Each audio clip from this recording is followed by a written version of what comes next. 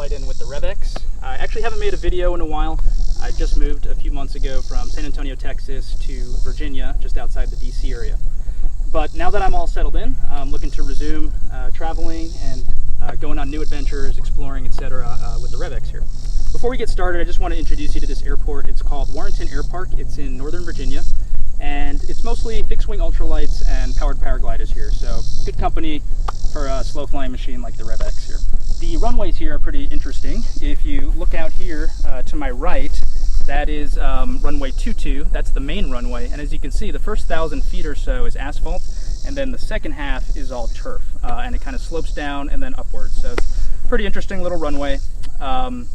A lot of the fixed wing guys, they actually like to take off from that side, from 22, which the wind usually favors, but then they'll actually land from 04 from the other side in the downwind to avoid having to land over those trees back there. They're about 50 to 100 feet high. I think some of the more skilled pilots might try and slip it in, but could definitely be a dicey airport for heavier aircraft. For me, it doesn't really matter. I do all my takeoffs and landings on the second half in the grass. There's 1,000 plus feet, which is plenty for the REV. Plus it saves me the taxiing all the way down to the end of the runway. And one other good part about this airpark is there's another runway that's almost 90 degrees. It's 1.5 and 3.3. So if I ever get stuck in a really strong 90-degree crosswind, I have the option of using one of those to create a nice easy headwind. All right, so for today's mission, I'm going to be doing some landings, just kind of show you the airpark from above, maybe a few low flybys, and then I'm going to do a very short cross country, just 6.5 miles to the west, to a cool little airpark called Fox Acres. And it's kind of nestled in the hills, and on the way there, there's a lot of mansions, there's some horse stables, wineries, things like that. It's pretty cool. And then actually in the background, you'll actually see a mountain range. Those are the Blue Ridge Mountains and Shenandoah National Park, which I hope to eventually fly over at some point. All right, lastly, the last thing I want to show you is I just got the GoPro Hero 8. So I'm adding a new camera angle, as you can see right over there, and that's a backwards facing angle through the tires, kind of like Henry Trike Life and a few other people have used out there. All right guys, but enough talking, it's time to fly. Let's do it.